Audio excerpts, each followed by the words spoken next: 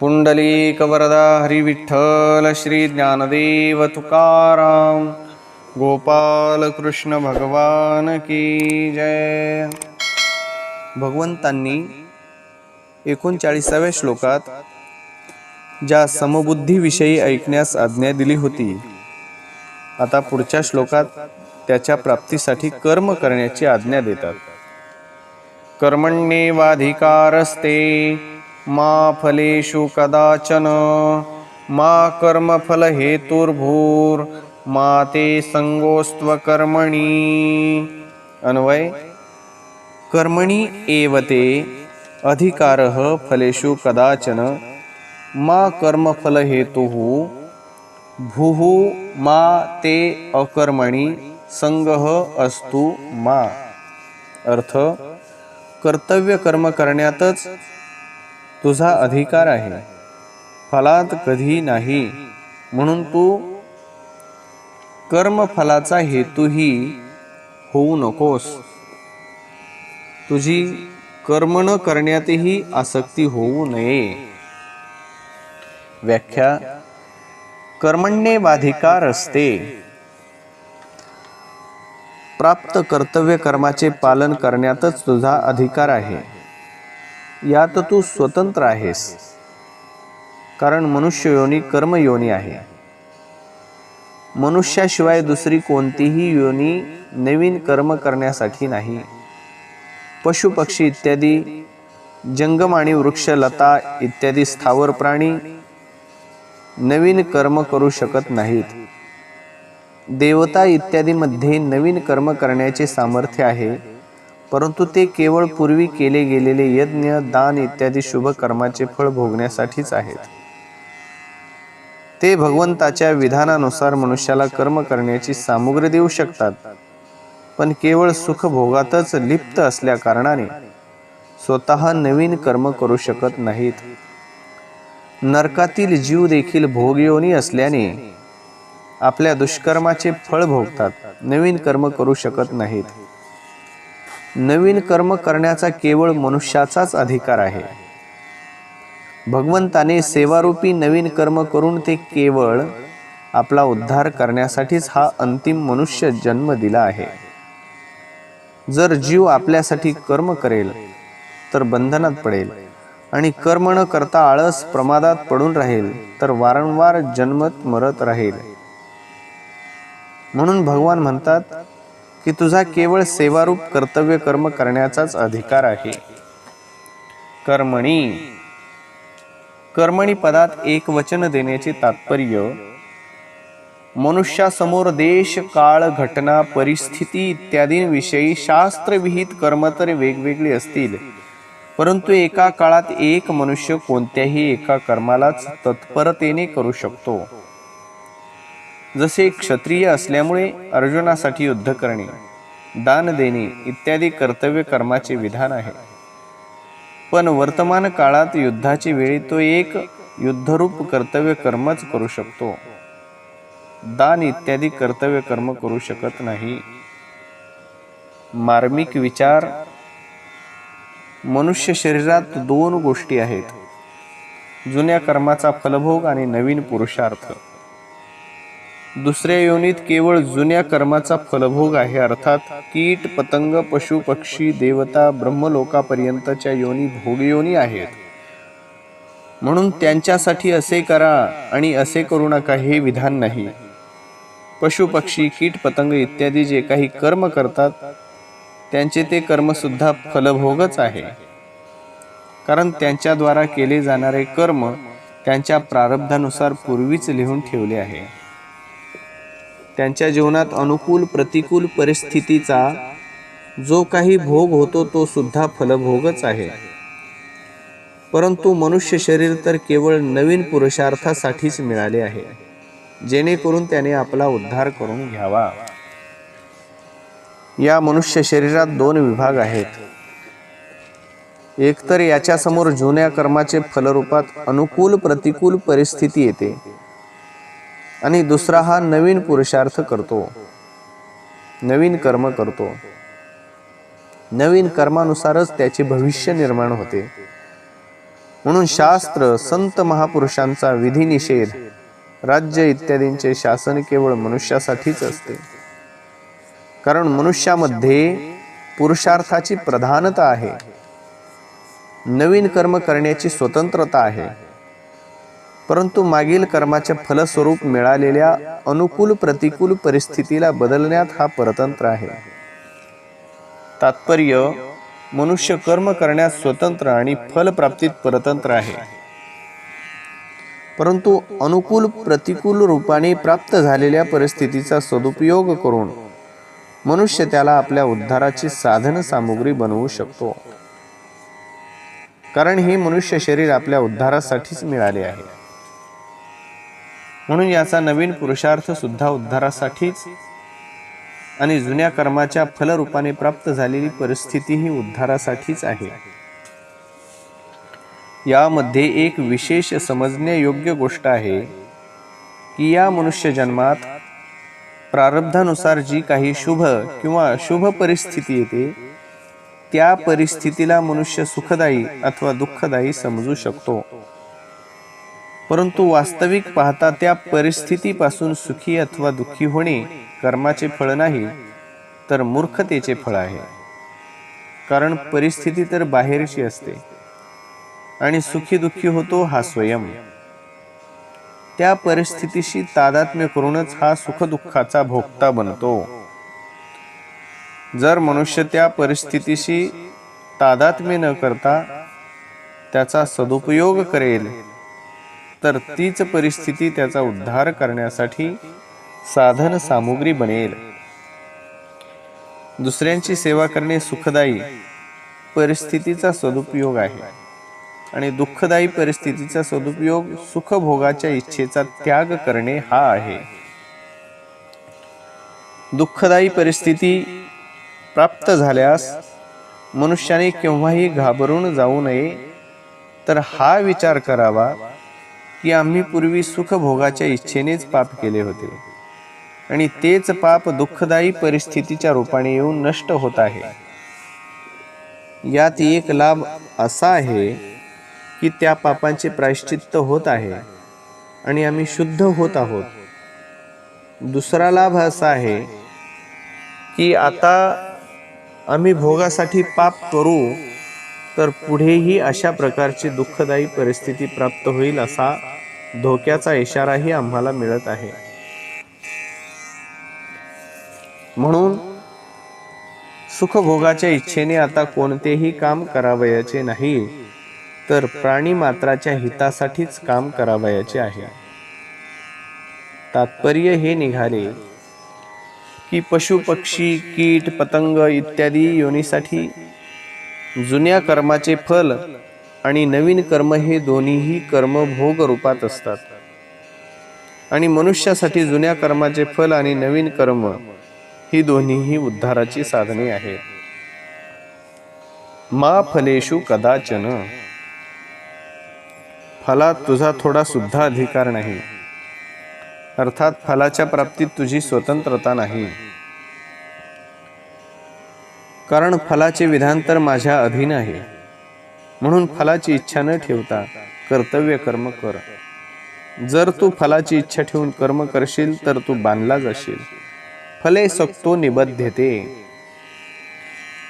कारण की फलेच्छा अर्थात भोक्तृत्व ह्यावरच कर्तृत्व टिकलेले आहे. अर्थात भोक्तृत्वानेच कर्तृत्व येते. फलेच्छा संपूर्णपणे नाहीशी झाल्यास कर्तृत्व नाहीसे होते आणि कर्तृत्व नाहीसे झाल्याने मनुष्य कर्म करूनही बांधला जात नाही. भाव हा झाला की वास्तविक मनुष्य कर्तृत्वात तितका फसलेला नाही जितका फलेच्छा अर्थात भोक्तृत्वात फसलेला आहे. अंतःकरणात भोक्तृत्व फलेच्छा फलासक्ती अधिक प्रमाणात असल्यानेच मनुष्य भगवत प्राप्ती तत्वज्ञान प्रेम प्राप्ती इत्यादी कर्मांना कारण समजतो. वास्तविक भगवत प्राप्ती इत्यादी कर्मावर अवलंबून नाही, तर भाव आणि बोधावर अवलंबून आहे. कारण की अप्राप्त पदार्थांची प्राप्ती तर कर्मावर अवलंबून आहे, परंतु नित्यप्राप्त तत्वाची प्राप्ती कर्मावर मुळीच अवलंबून नाही. दुसरी गोष्ट, जेवढी म्हणून कर्म होतात ती सर्व प्राकृत पदार्थ आणि व्यक्तीच्या संघटनेनेच होतात. पदार्थ आणि व्यक्तीच्या संघटनाशिवाय स्वकर्म करूच शकत नाही. म्हणून यांच्या संघटनाने झालेल्या कर्माचे फल आपल्यासाठी इच्छेने इमानदारी नव्हे. म्हणून कर्माचे फल इच्छेने मनुष्यासाठी हितकारक नाही. फलात तुझा अधिकार नाही.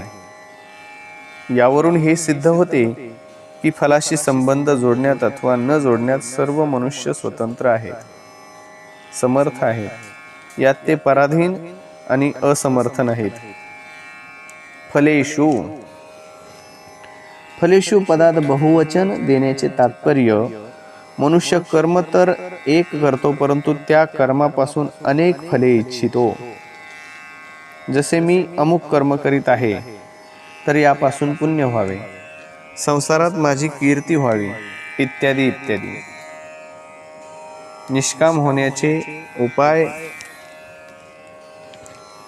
एक, कामना उत्पन्न झाली असता अभाव होतो. कामनेची पूर्ती झाल्यास परतंत्रता आणि पूर्ती न झाली तर दुःख होते.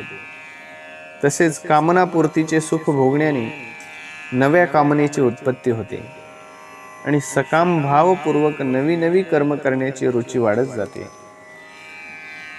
हा सिद्धांत बरोबर समजून घेतल्यास निष्कामता आपोआप प्राप्त होते. 2, कर्म नित्य नाहीत, कारण त्यांचा आरंभ आणि अंत होत असतो. तसेच त्या कर्माचे फलही नित्य नाही, कारण त्यांचाही संयोग आणि वियोग होतो. परंतु स्वनित्य आहे. अनित्य कर्म आणि कर्मफलाने नित्य असलेल्या स्वरूपाला काहीही लाभ होत नाही, असे योग्य रीतीने समजल्यास निष्कामता येते. निष्काम झाल्यास संसाराचा संबंध सुटून जातो आणि परमात्म तत्वाची प्राप्ती होते. कर्मात निष्काम होण्यासाठी साधकात तीव्र विवेकही असावयास हवा आणि सेवाभावही असावयास पाहिजे. कारण या दोन्हीच्या असल्यानेच कर्मयोग योग्य रीतीने आचरणात येईल, नाहीतर कर्म होतील, योग होणार नाही. कर्मात निष्काम होण्यासाठी साधकात तीव्र विवेकही असावयास हवा आणि सेवाभावही असावयास पाहिजे. कारण या दोन्हीच्या असल्यानेच कर्मयोग योग्य रीतीने आचरणात येईल, नाहीतर कर्म होतील, योग होणार नाही. तात्पर्य, आपल्या सुख आरामाचा त्याग करण्यात तर विवेकाची प्रधानता पाहिजे आणि दुसऱ्यांना सुख आराम पोहोचविण्यात सेवाभावाची प्रधानता पाहिजे. मा कर्मफल हेतुर्भूर. तू कर्मफलाचा हेतूही होऊ नको. तात्पर्य, शरीर, इंद्रिय, मन, बुद्धी इत्यादी कर्म सामुग्रीशी आपली थोडीशी सुद्धा ममता नसावी. कारण यांचे ठिकाणी ममता झाल्यास मनुष्य कर्मफळाचा हेतू बनतो. पुढे 5व्या अध्यायाच्या 11व्या श्लोकातही भगवंतांनी शरीर, मन, बुद्धी आणि इंद्रियांशी केवलही पद देऊन सांगितले आहे की शरीर इत्यादींशी थोडीशीही ममता ठेवता कामा नये. शुभ क्रियेत फलाची इच्छा नसताना सुद्धा माझ्याकडून एखाद्याचा उपकार झाला, एखाद्याचे हित झाले, कोणाला सुख पोहोचले असा भाव झाला तर हे कर्मफलाचे हेतू बनणे आहे. कारण असा भाव झाल्याने शुभ कर्माशी आणि मन, बुद्धी, इंद्रिय इत्यादींशी संबंध होतो, जो असतचा संग आहे. वास्तविक पाहता अंतःकरण, बहिःकरण आणि क्रियेशी आपला कोणताच संबंध नाही. यांचा संबंध समष्टी संसाराशी आहे. जसे एखाद्या व्यक्तीद्वारा दुसऱ्या एखाद्या व्यक्तीचे हित होत आहे, तर यात आम्ही आपला संबंध मानित नाहीत, त्यात आपणाला निमित्त मानित नाही. तसेच आपले म्हणविले जाणाऱ्या शरीर इत्यादीकडून कोणाचे हित झाले तर त्यात आपल्याला निमित्त मानू नये. जर आपल्याला कोणत्याही क्रियेचे निमित्त हेतू मानले नाही तर कर्मफलाचा हेतूही ठरणार नाही. मा ते संगोस्त्व कर्मणी. कर्म न करण्यातही तुझी आसक्ती होता कामा नये. कारण कर्म न करण्याच्या आसक्तीने आळस, प्रमाद निर्माण होईल. कर्मफलात आसक्ती राहण्याने जसे बंधन होते, तसेच बंधन कर्म न करण्याने आळस, प्रमाद इत्यादी झाल्यामुळे होते. कारण आळस प्रमादाचाही एक भोग होतो, अर्थात त्याचेही एक सुख होते, जो तमोगुण आहे. निद्रालस्य प्रमादोत्तम तत्तामसम उदाहृतम. आणि ज्याचे फल अधोगती आहे. अधोगच्छन्ति तामसाः. तात्पर्य हे झाले की राग आसक्ती कोठेही झाली तरी ती बांधणारी होणारच. कारणं गुणसंगोस्य सदसद्यो निजन्मसो. कर्मरहित होण्याने आम्हाला लौकिक लाभ होईल, संसारात आमची प्रसिद्धी होईल, इत्यादी कोणतेही सांसारिक प्रयोजन असता कामा नये. आणि समाधी लागण्याने आध्यात्मिक तत्वात आमची स्थिती होईल, इत्यादी कोणते पारमार्थिक प्रयोजनही असता कामा नये. तात्पर्य, कर्म न करण्याने सांसारिक आणि पारमार्थिक उन्नती होईल, हेही कर्म न करण्यासंबंधी आसक्ती आहे.